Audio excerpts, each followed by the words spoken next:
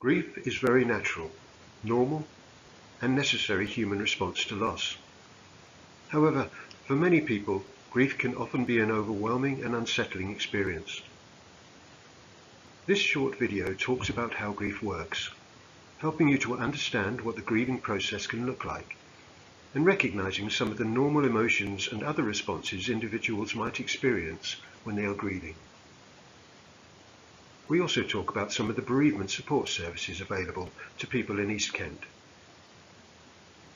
If you are experiencing grief, or maybe you are supporting someone who is, or you just want to understand more about how normal grief works, then we hope you find this video useful. Grief is the normal emotional response we as humans feel following the death of a loved one, or someone who has held a special place in our lives. Grief is a process that we have to work through that helps us to accept the loss we have experienced, and it enables us to continue our lives with our loved ones safely relocated in our memories. Grief is a very unique experience, and each experience of grief we can have will be very different, depending on our relationship with the person who has died, the circumstances surrounding their death, and our own personal coping strategies and support networks, as well as a number of other factors. There is no right way or wrong way to grieve. We all grieve differently. And the only way to work through the grief process is to allow ourselves the time and space we need to grieve. Grief isn't easy. At the best of times, grief can be chaotic and disorganized, as we try to make sense of our emotions at a time when our emotions are so overwhelming. If we imagine all this spaghetti brain is going on when we are experiencing grief, it's no wonder that grief can be such a difficult experience for many people. We will now introduce some models of grief that can help us to understand how the normal grieving process works.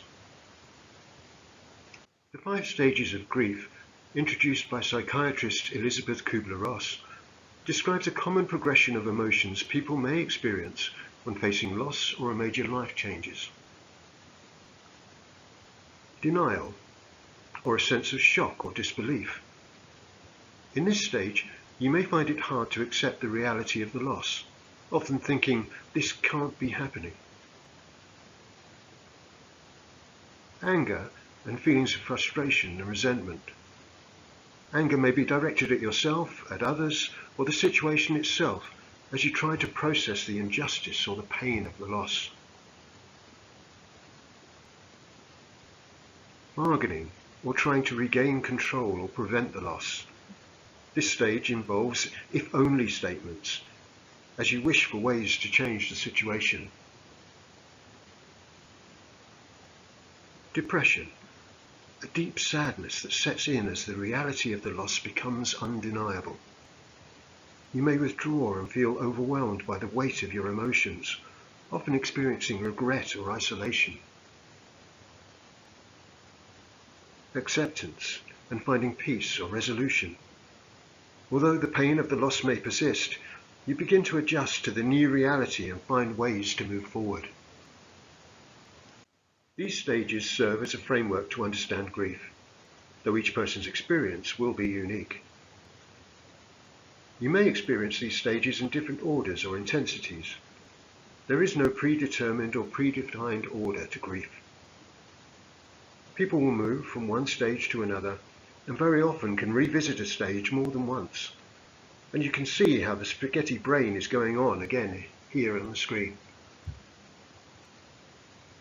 The dual process model of grief, developed by Margaret Strobe and Henk Schuck, describes 2 types of processes that people navigate when coping with loss. Loss-focused coping involves focusing directly on the pain of loss, experiencing and processing grief-related emotions, and confronting memories and the reality of the loss.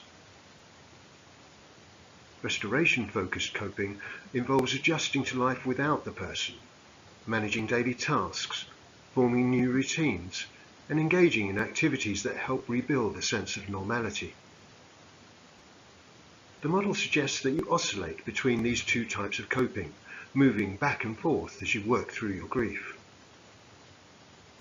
This flexible and fluid process allows you to balance confronting your grief with the need to re-engage in life, promoting a more adaptive and sustainable adjustment to loss. The model Growing Around Grief, proposed by Lois Tonkin, illustrates how grief remains present but can become a smaller part of one's life over time. In this model, grief is represented as a ball or a marble in a jar. Instead of grief shrinking over time, the model suggests that life begins to grow around the grief as new experiences and relationships and routines are gradually introduced. This acknowledges that grief doesn't ever fully disappear, but becomes more integrated into your life, allowing you to continue living fully while still holding the memory and impact of your loss. It's a comforting way to view grief as something that can coexist with healing and growth. The continuing bonds theory of grief by Klaas, Silverman and Nickman suggests that rather than letting go of the person who has died, individuals find ways to maintain an ongoing connection with them as part of the healing process. This connection can take many forms, such as recalling memories, honouring anniversaries, keeping personal mementos, or feeling a spiritual presence. This theory challenges the idea that moving on from grief requires detachment. Instead, it recognises that a healthy adaptation to loss can include sustaining a meaningful bond, integrating the memory of your loved one into a daily life in a way that brings comfort and continuity, even as you continue to live and grow.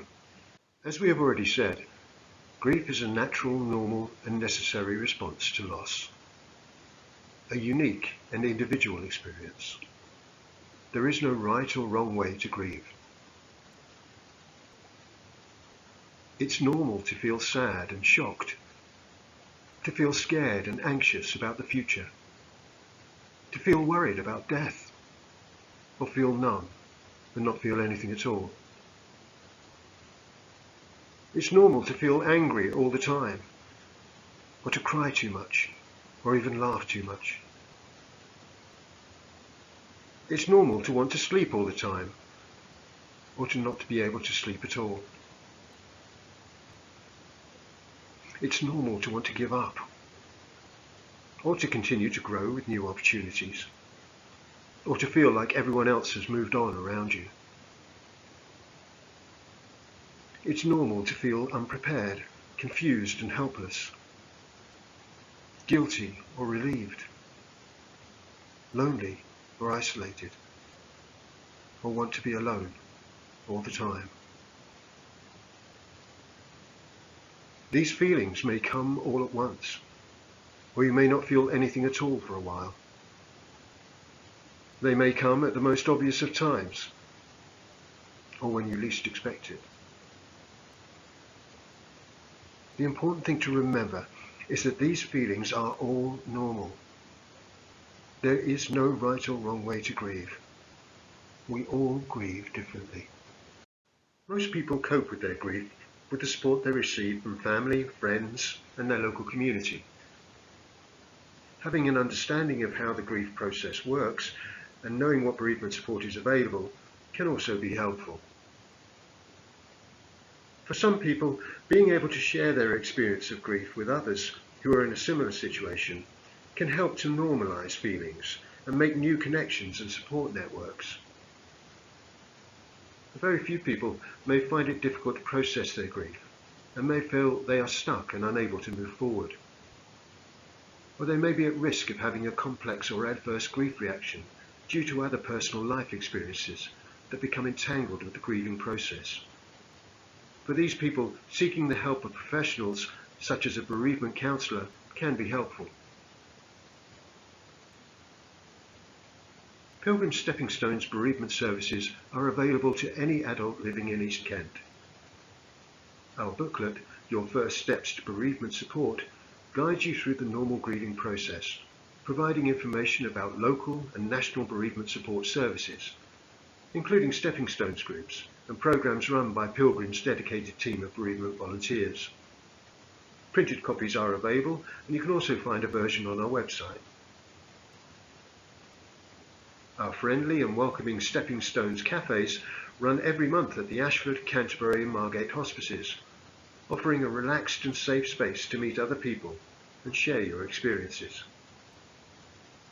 Or for those who enjoy gentle exercise and being in nature, our Stepping Stones walk and talk groups run weekly at various locations in the Ashford, Canterbury and Thanet areas. For more information about Stepping Stones bereavement support, please visit our website or email or call a member of our team to have a chat and book your place. Alternative bereavement support services are available both locally and nationally. The Good Grief Trust can signpost you to other services in your local area. This video has been about the individual, unique, but normal grieving process and highlights bereavement support services that may be helpful to anyone experiencing a normal and healthy grief response. If your grief is extreme and persistent and is having a serious impact on your ability to function normally in everyday life, or you're worried about someone who is feeling this way, please contact your GP or local mental health services. If your loved one was cared for by Pilgrims Hospices, then please contact Stepping Stones for more information about specialist bereavement counselling services that are available to you. Thank you.